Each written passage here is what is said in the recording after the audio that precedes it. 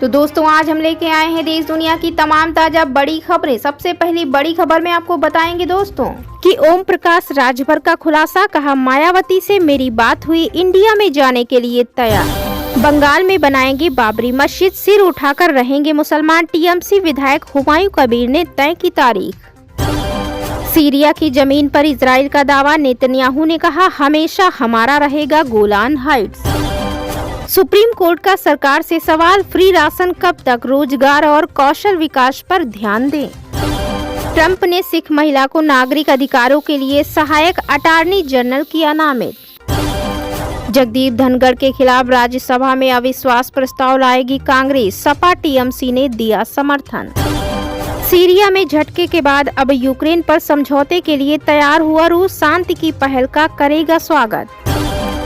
India गठबंधन में रार, सपा ने उपचुनाव में निर्दलीय प्रत्याशी को दिया समर्थन, कांग्रेस नेताओं ने लगाए ये आरोप। प्रियंका चतुर्वेदी ने अमित शाह को लिखा पत्र, बेलगावी को केंद्र शासित प्रदेश का दर्जा देने की मांग। सेंसेक्स फिर निकला 81,000 के पार, दिसंबर में लगातार तीसरे दिन शेयर बाजार में जोरदार तेजी। मुगल काल की मस्जिदें मंदिरों को तोड़कर बनाई गई, प्रवीण तोगड़िया बोले सूची में 12,000 धर्म स्थल। तो दोस्तों सभी खबरों को आपको एक एक कर बताने वाले हैं, इससे पहले वीडियो को लाइक और चैनल को सब्सक्राइब कर दो। बढ़ते हैं दोस्तों अपनी पहली खबर की ओर। ओम प्रकाश राजभर का खुलासा, कहा मायावती से मेरी बात हुई, इंडिया में जाने के लिए तैयार। दोस्तों योगी सरकार में मंत्री ओम प्रकाश राजभर ने एक न्यूज चैनल से बातचीत में तमाम मुद्दों पर प्रतिक्रिया दी है। उन्होंने कहा अगर इंडिया गठबंधन के नेतृत्व की बात मुझसे पूछी जाएगी तो मैं कहूंगा कि गठबंधन बनते हैं वोट के लिए कि हमारे पास कितना वोट। मंत्री ने कहा कि मायावती को वह साथ नहीं रख रही, मायावती जाने को तैयार है, अगर मायावती लीडरशिप मिले तो वो आएंगी। हमारी बात पहले हुई थी मायावती जी से, अगर इंडिया गठबंधन के लोग मायावती को नेता बनाने को तैयार हो जाएं। मायावती का वोट पूरे देश में है, ममता का वोट सिर्फ पश्चिम बंगाल में है, बाकी किसी नेता का वोट अपने राज्य के बाहर नहीं है, लेकिन मायावती का वोट पूरे देश में है। तो इसी बीच बढ़ते हैं दोस्तों अपनी अगली खबर की ओर। सीरिया की जमीन पर इजराइल का दावा, नेतन्याहू ने कहा हमेशा हमारा रहेगा गोलान हाइट्स। दोस्तों सीरिया पर विद्रोहियों के कब्जे के बाद से इजराइल सीरिया पर बमबारी कर रहा है। इसके अलावा उसने कब्जे वाले गोलान हाइट्स से करीब 14 किलोमीटर अंदर अपनी सेना तैनात कर दी है। इजराइल के इन हमलों और कार्रवाई की कतर, सऊदी अरब और इराक ने निंदा की है। इसी बीच इजरायली पीएम बेंजामिन नेतन्याहू ने एक बड़ा बयान दे दिया। बता दें कि इजराइल के प्रधानमंत्री बेंजामिन नेतन्याहू ने सोमवार को कहा कि लगभग 60 सालों से इजराइल के कब्जे में रहा गोलान हाइट्स हमेशा के लिए इजराइल का ही रहेगा। इसी बीच बढ़ते हैं दोस्तों अपनी अगली महत्वपूर्ण खबर की ओर। प्रियंका चतुर्वेदी ने अमित शाह को लिखा पत्र, बेलगावी को केंद्र शासित प्रदेश का दर्जा देने की मांग।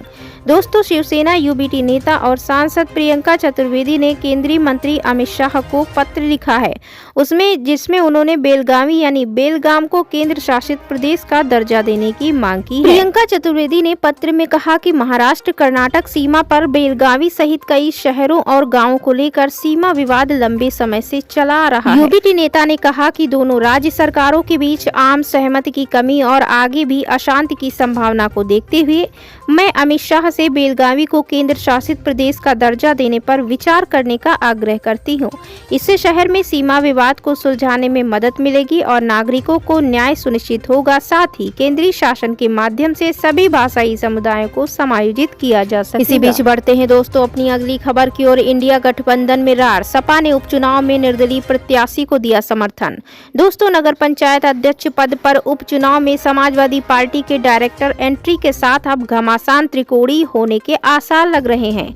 वहीं निर्दल प्रत्याशी अपनी पूरी ताकत इस उपचुनाव में झोंक दिए हैं। पहले तो सपा ने इस उपचुनाव में अपने सिंबल से किसी भी प्रत्याशी को टिकट नहीं दिया, लेकिन रविवार को निर्दलीय प्रत्याशी इशरत खातून को समर्थन देने की घोषणा। इसके बाद गठबंधन के दो अहम धड़े कांग्रेस व समाजवादी पार्टी आमने सामने नजर आईं। कांग्रेसी नेता ने इस फैसले को इंडिया गठबंधन के विरुद्ध करार दिया। कांग्रेस जिलाध्यक्ष ने समाजवादी पार्टी पर गठबंधन धर्म नहीं निभाने का आरोप लगाया। तो इसी बीच बढ़ते हैं दोस्तों अपनी अगली खबर की ओर। सीरिया में झटके के बाद अब यूक्रेन पर समझौते के लिए तैयार रूस, शांति की पहल का करेगा स्वागत। दोस्तों अमेरिका के नवनिर्वाचित राष्ट्रपति डोनाल्ड ट्रंप की तरफ से यूक्रेन में युद्ध को तुरंत रोकने की मांग को रूस ने गंभीरता से लिया है। क्रेमलिन ने कहा कि रूस इस पर बातचीत के लिए तैयार है। रूस ने वैश्विक दक्षिण यानी ग्लोबल साउथ और ब्रिक्स देशों की तरफ से शांति पहलों का भी स्वागत किया है। गौरतलब है कि रूस को हाल ही में सीरिया में बड़ा झटका लगा है। यहाँ विद्रोही संगठनों ने रूस के समर्थन वाली बशर अल असद सरकार को हटा दिया। तो इसी बीच बढ़ते हैं दोस्तों अपनी अगली खबर की ओर। सुप्रीम कोर्ट का सरकार से सवाल, फ्री राशन कब तक, रोजगार और कौशल विकास पर ध्यान दें। दोस्तों सोमवार को सुप्रीम कोर्ट ने सरकारों द्वारा मुफ्त सुविधाओं की वितरण नीति पर गंभीर सवाल उठाए। अदालत ने कहा कि फ्री रेवड़ी कब तक बांटी जाएंगी और यह भी कि क्या अब समय नहीं आ गया कि सरकारें रोजगार के अवसरों पर ध्यान दें। सुप्रीम कोर्ट में यह मामला उस समय उठाया गया जब केंद्र सरकार ने अदालत को बताया कि 81 करोड़ लोग राष्ट्रीय खाद्य सुरक्षा अधिनियम यानी NFSA के तहत मुफ्त या सब्सिडी वाला राशन प्राप्त कर रहे हैं। इसी बीच बढ़ते हैं दोस्तों अगली खबर की ओर। मुगल काल की मस्जिदें मंदिरों को तोड़कर बनाई गई, प्रवीण तोगड़िया बोली, सूची में 12,000 धर्म स्थल। उत्तर प्रदेश में इस समय कई मस्जिदें विवादों के घेरे में आ गई हैं, जिसके चलते देश में मंदिर मस्जिद को लेकर सियासत भी गरमाई हुई है। इसी बीच अंतर्राष्ट्रीय हिंदू परिषद के अध्यक्ष प्रवीण तोगड़िया ने दावा किया कि मुगल काल में बनी सभी मस्जिदें मंदिरों को तोड़कर बनाई गई थी। तोगड़िया ने रविवार शाम बदायूं के बिलसी इलाके में एक कार्यक्रम के दौरान यह टिप्पणी की। यह यात्रा महाकुंभ से पहले उनके पश्चिमी उत्तर प्रदेश के दौरे का हिस्सा है। तोगड़िया ने कहा, मुगल काल में सभी मस्जिदें मंदिरों को तोड़कर बनाई गई थी। उन्होंने दावा किया कि उन्होंने 12,000 मंदिरों की सूची देखी है जिन्हें मस्जिद बनाने के लिए तोड़ दिया गया था। इस दौरान उन्होंने बांग्लादेश में हिंदू समुदाय के लोगों के खिलाफ हिंसा पर भी चिंता जताई।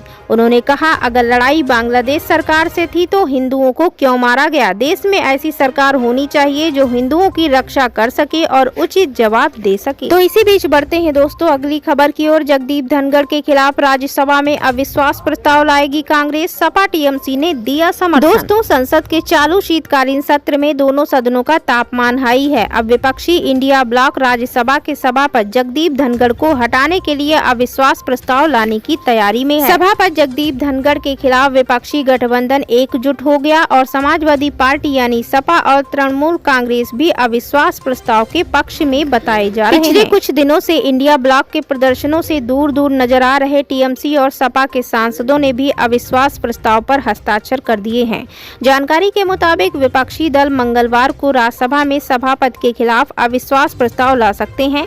बताया जाता है कि अविश्वास प्रस्ताव तैयार है और इस पर 70 सदस्यों ने हस्ताक्षर भी कर दिए हैं। बताया जाता है कि सोमवार को राज्यसभा में जॉर्ज सोरोस के मुद्दे पर हंगामे के दौरान सभापति जगदीप धनखड़ के रुख को देखते हुए कांग्रेस उनके खिलाफ अविश्वास प्रस्ताव लाने की तैयारी में है। वहीं बता दें कि सोमवार को जॉर्ज सोरोस से जुड़े मुद्दे पर जिस तरह से राज्यसभा में हंगामा हुआ, उसे लेकर कांग्रेस और अन्य विपक्षी दलों के सदस्य सभापति जगदीप धनखड़ से नाराज बताए जा रहे हैं। इसी बीच बढ़ते हैं दोस्तों अगली खबर की ओर। ट्रंप ने सिख महिला को नागरिक अधिकारों के लिए सहायक अटॉर्नी जनरल की अमेरिका के नवनिर्वाचित राष्ट्रपति डोनाल्ड ट्रंप ने सोमवार को भारतीय मूल की अमेरिकी सिख महिला हरमीत ढिल्लों को न्याय विभाग में नागरिक अधिकारों के लिए सहायक अटॉर्नी जनरल नामित किया। नवनिर्वाचित राष्ट्रपति ने कहा, हरमीत सिंह धार्मिक समुदाय की एक सम्मानित सदस्य हैं। न्याय विभाग में अपनी नई भूमिका में हरमीत हमारे संवैधानिक अधिकारों की रक्षक होंगी और हमारे नागरिक अधिकारों एवं चुनाव कानूनों को निष्पक्ष तथा दृढ़ता से लागू करेंगी। बढ़ते हैं दोस्तों अपनी अगली खबर की ओर। सेंसेक्स फिर निकला 81,000 के पार। दिसंबर में लगातार तीसरे दिन शेयर बाजार में जोरदार तेजी।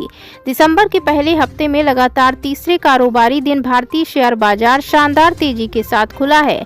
सेंसेक्स फिर से 81,000 के पार पहुंचा तो निफ्टी भी 24,500 के पार ट्रेड कर रहा है। आज के कारोबार में सेंसेक्स के 30 शेयरों में 20 स्टॉक्स तेजी के साथ और निफ्टी के 50 शेयरों में 35 स्टॉक्स तेजी के साथ और 15 गिरावट के साथ कारोबार कर रहे हैं। आज के कारोबार में banking, IT, FMCG, metals, real estate, media, energy, oil and gas sector के शेयरों में शानदार तेजी है, जबकि हेल्थ केयर, फार्मा सेक्टर के स्टॉक्स गिरावट के साथ कार्य कर रहे हैं।